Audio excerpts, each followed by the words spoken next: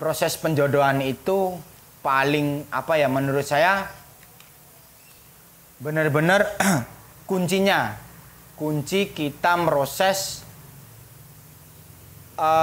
bahan jantan menuju ke konslet itu ke proses penjodohan. Makanya kenapa teman-teman saya sering mewanti-wanti, istilahnya banyak teman-teman yang nge-WA terus nge-DM, banyak yang inbox. Proses penjodohan itu istilahnya gagal itu dijodohin malah burungnya nggak tambah gacor malah drop, dan saya pun kadang beberapa kali mengalami seperti itu. Jadi benar-benar penjodohan itu menurut saya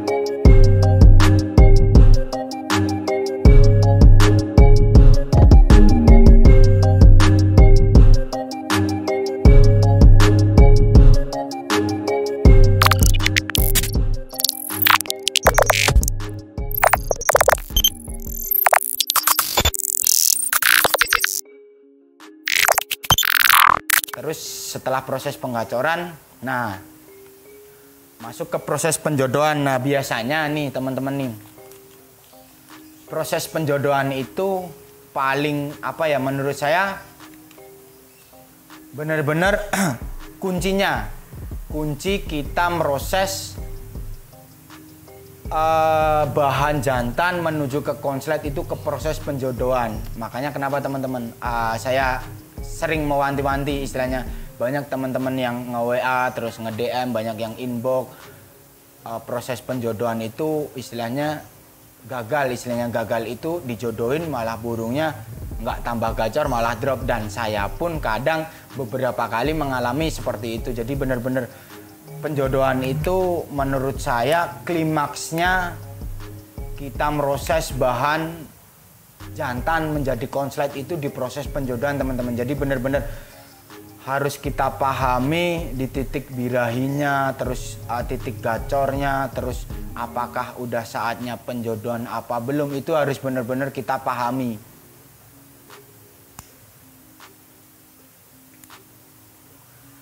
Saya sambil ngopi sama ngerokok dulu teman-teman biar nggak sepaneng kan. Jadi kita ngobrolnya santai.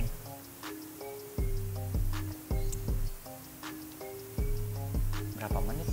Nah, ke proses penjodohan itu biasanya benar-benar riskan teman-teman. Jadi kalau saya nih versinya Kiki Joki Gelisah penjodohan itu biasanya saya nggak langsung saya masukin, istilahnya tetap saya tempel dulu teman-teman. Maksudnya saya tempel itu nih yang di kiri saya ini masih single, yang di kanan ini udah masuk proses penjodohan yang udah disatuin. Biasanya saya tempel dulu dengan calon betinanya. Nah, tempelan gimana itu Mas Joki? Istilahnya Mas Joki Gelisah atau Mas Kiki.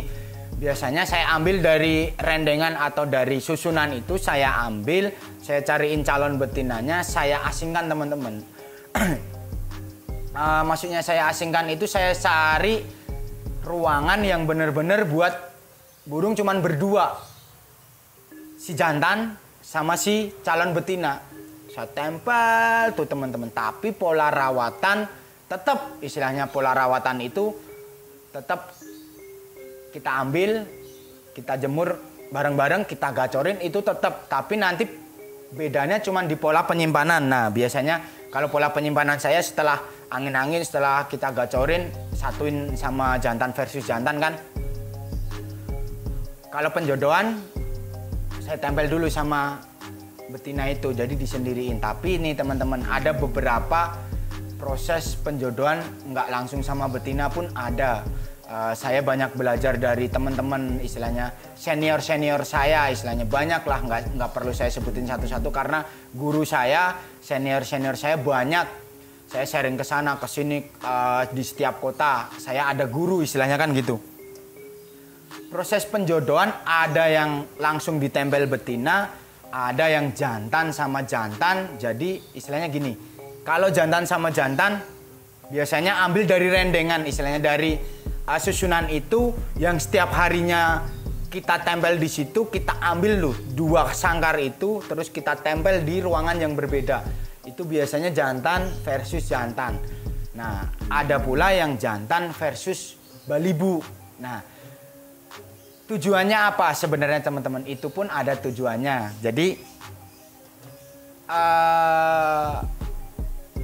saya tiga fase proses penjodohan. Pertama, jantan langsung versus betina tempel. Intinya proses penjodohan itu pasti saya tempel, mau sama jantan, mau sama betina, mau sama jantan, mau sama balibu, saya tempel dulu.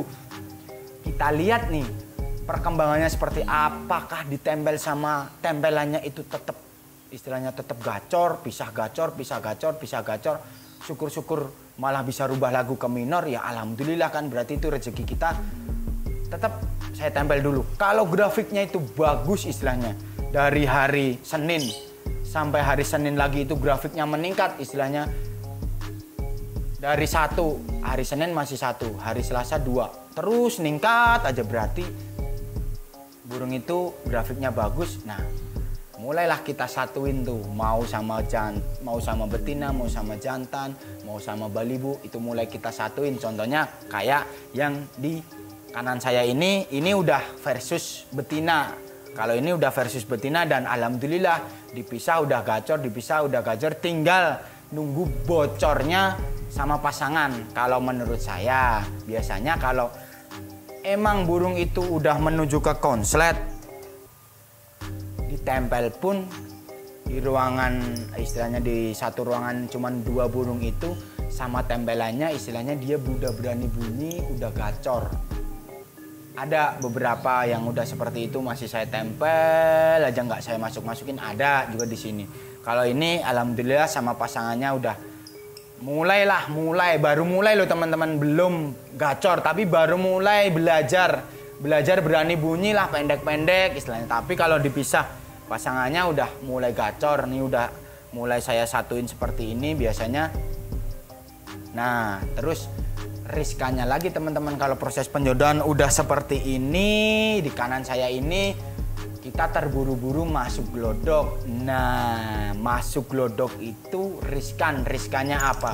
Birahi si jantannya naik, birahi si betinanya naik juga, kemungkinan larinya ke kawin. Nah, jadi saya sarankan nih teman-teman lovebird istilahnya yang masih istilahnya belajar sama-sama, saya pun masih belajar, jangan terburu-buru di kandang kotak pakai glodok, jangan terburu-buru teman-teman. Kalau bisa, kalau saya nih, kalau emang ada rezeki, malah justru burung yang udah jodohan itu kalau bisa malah sesering mungkin dibawa ke gantangan.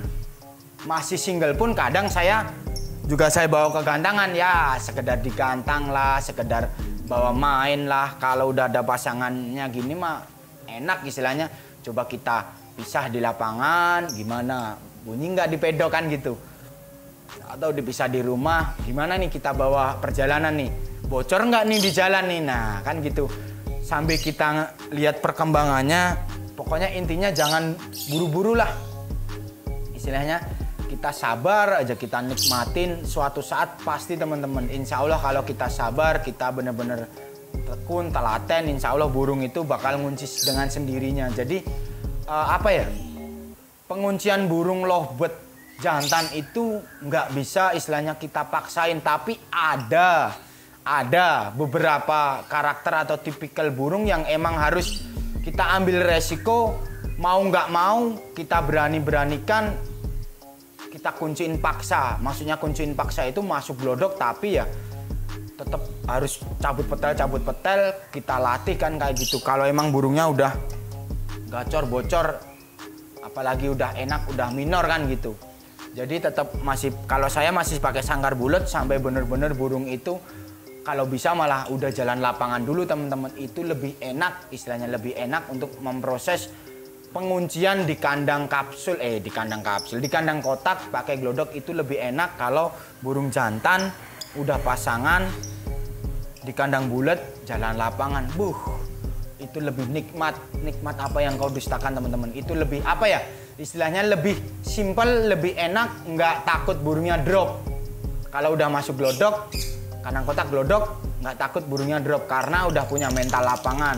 Birahi pasti udah enak, istilahnya birahinya udah balance, tinggal penguncian kita kawin kan gitu kan. Nah itu proses penjodohan seperti itu. Dan saya pun kalau udah sangkar kapsul sama pasangannya gini, nggak masuk sangkar kotak pun kadang nggak langsung pakai glodok teman-teman. Sangkar kotak sama pasangannya tapi tanpa glodok. Nah kita lihat tuh kayak gitu tuh, kita pisah apakah gacor, tambah gacor kan gitu kan teman-teman.